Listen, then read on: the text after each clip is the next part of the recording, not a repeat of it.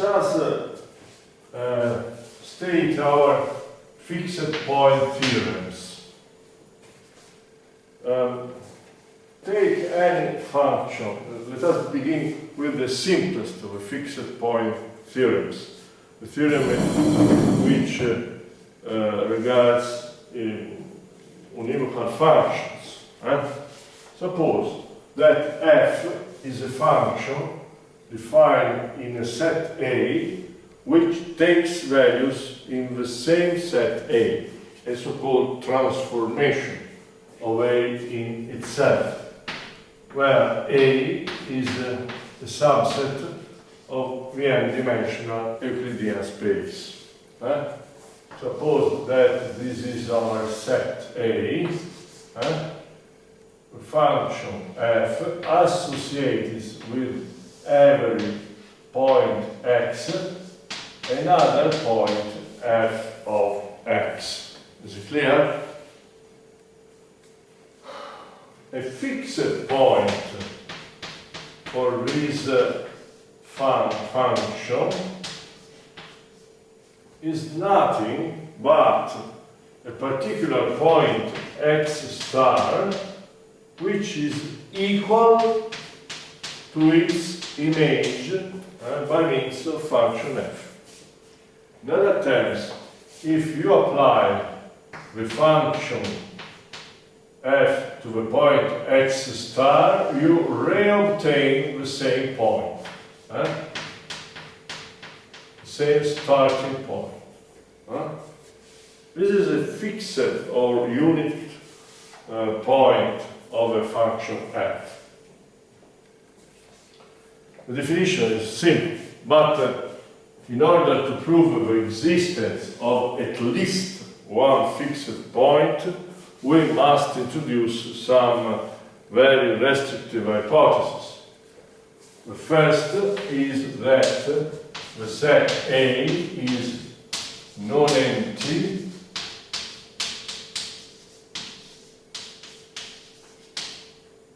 compact and convex. The second hypothesis is that function f is continuous.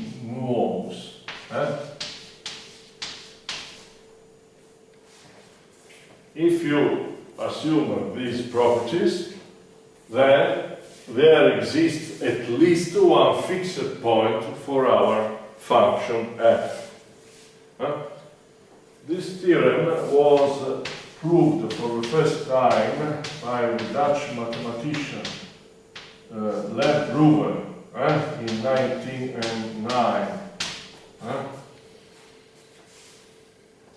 Brewer was the founder, the so-called intuitionist, a current of the philosophy of mathematics which avoids the employment of ab absurdo demonstrations because it denies the validity of the principle of the excluded third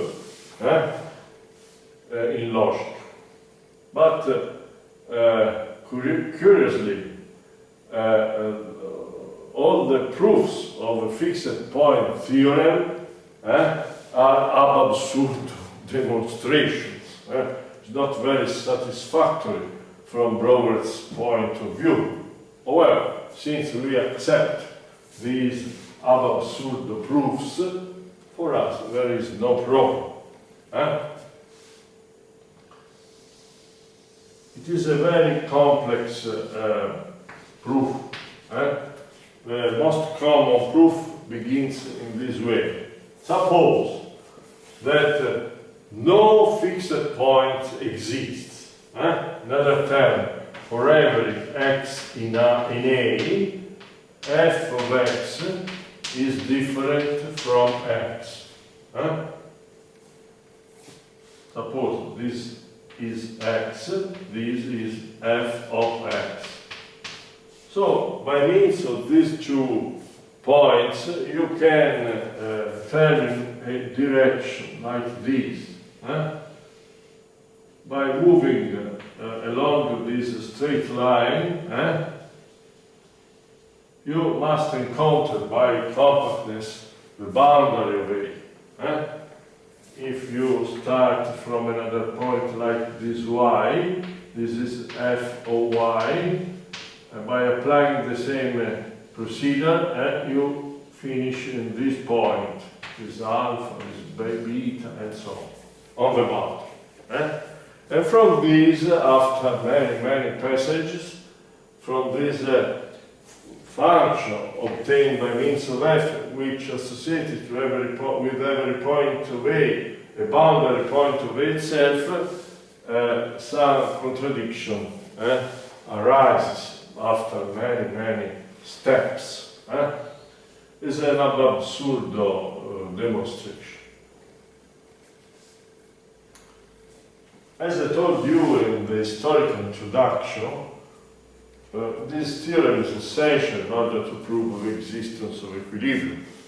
Moreover, we shall demonstrate that the fixed point theorem is logically equivalent to the theorem which asserts the existence of a general economic equilibrium for an economy.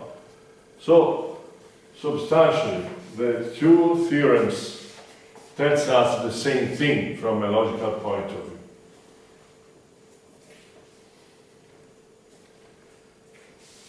The fixed point theorem by Gruber is the equivalent in a one-dimensional setting of the so-called Bolzano theorem.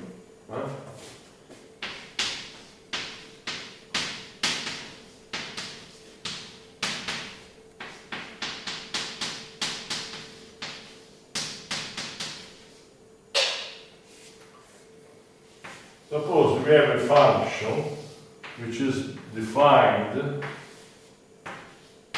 in the unit interval 0, 1, another terms, a function which is defined in a non-empty, compact, and convex set of a real line. And suppose that the function is continuous and that for some x prime, say, the image of x prime is a negative number. For some x double prime, the image is a positive number. So the graph of our function must pass both by alpha and beta. The theorem asserts that there is at least one point, like this x star, such that f of x star is equal to 0. In other terms, if for some x prime f associated is a negative number, for some x double prime associated is a positive number, there is at least one x star, say, to which f associated is 0.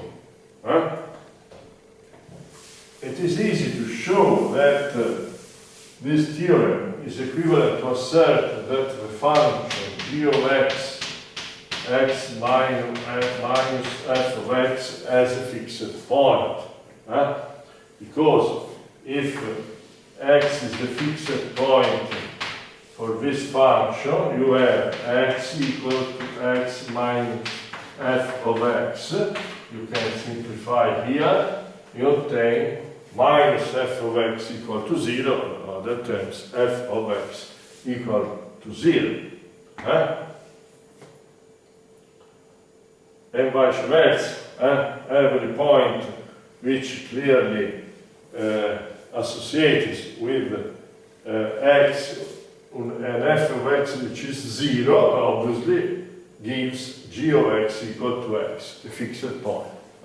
So it is totally equivalent to the fixed point theorem in one dimension. But the problem is when you pass from one to more dimension, also 2, 3, 4 dimensions, so on, the proof which in the case of Bolzano's theorem is elementary, becomes very, very difficult.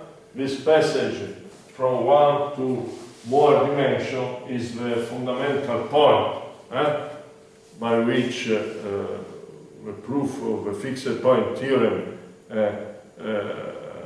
waited for a long time to be obtained.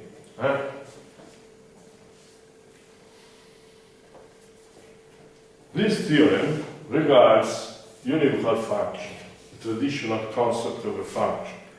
But in economic application, the demand, the supply are not usually univocal.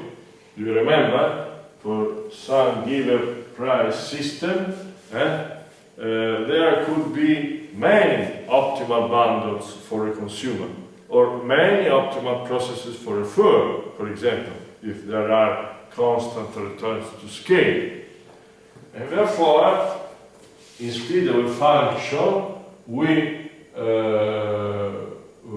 should use a correspondence. You remember the concept of a correspondence from the advanced course in mathematics. Correspondence is a rule that is denoted by large F of the correspondence, which associated with every element of a set A, a subset of the same set A, in our case. I suppose that this is our set A, the correspondence associated with X, a subset of A, which is exactly f of X. Is it clear? How to define a fixed point for a correspondence? By generalizing the previous definition, we shall say that X star in A is a fixed point for the correspondence F if X star belongs to its image according to the correspondence F. So, for example, consider this point X star and large F associated with this point, this set F of X star. This set. And note that X star belongs to its image according to F. Clearly, if F is a function in the traditional sense, this definition reduces to the previous one. In order to have a fixed point for a correspondence, we must strengthen our previous properties. First set is the same. A must be non-empty, compact, and convex.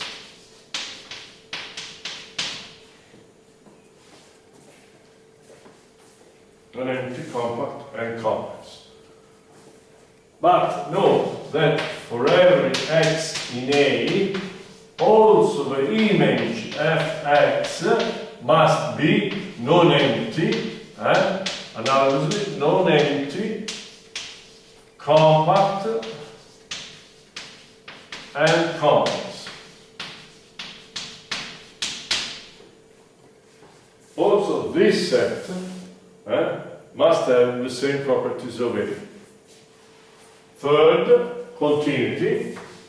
The correspondence F must be upper hemi-continuous.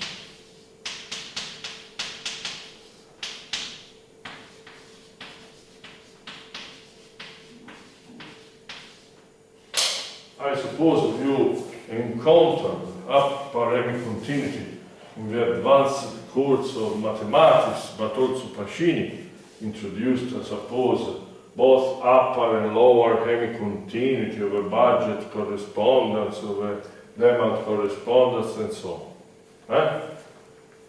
This property, as it is well known, reduces to the usual concept of continuity if large f is in reality an ordinary function.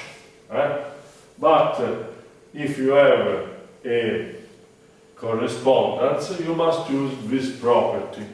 Intuitively, this property means that if you have in X, and this is the image of X by a large F, when you change X by a small amount, the image cannot suddenly enlarge, became larger than f of x. This upper hemi-continuity. It can suddenly reduce, but not enlarge. This is the property of continuity, which is necessary to prove this generalized fixed point theory, which is due to the Japanese mathematician Kakutani, which demonstrated it in 1941. Is obtained from the Brouwer fixed point by an approximation procedure.